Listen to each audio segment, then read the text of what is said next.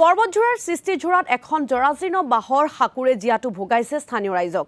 মৰণত থৰণ দি নিতৌ এই দলঙেৰে যাতায়াত কৰিবলগীয়া হৈছে কণ ছাত্ৰ ছাত্ৰীৰ লগতে স্থানীয় ৰাইজে চেঁচাপানী সৃষ্টিঝোৰা সংযোগী পথছোৱাত নিজৰ গাঁঠিৰ ধনেৰে খৰচ কৰি নিৰ্মাণ কৰিছিল বাঁহৰ সাঁকো। কিন্তু বাৰিষা অতি বিপদজনকভাৱে এই সাঁকোৰে পাৰাপাৰ হ'বলগীয়া হৈছে স্থানীয় ৰাইজ।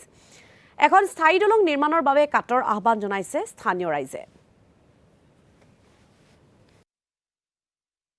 আমাৰ অভিযোগ হয়েছে ৰাস্তা ঘাটৰ কাৰণে বা দলং এইটো আমাৰ এইটো হয় মেইন ৰোড যিটো আমাৰ BCDC মংগলাজোৰা তাতে যোৱা হোৱাৰ কাৰণে এইটো আমাৰ মেইন ৰাস্তাটো যদি এইটো ৰাস্তা যদি অসুবিধা হয় তেনেহ'লে আমি ৰাইজে আৰু কি উন্নতি কৰিব পাৰিম।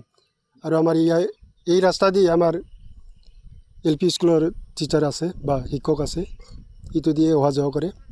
তাৰ বাৰিষা কালত বিৰাট অসুবিধাত পৰে, তথাপিও সি স্কুলটো বাদ নিদিয়ে, আহি থাকে।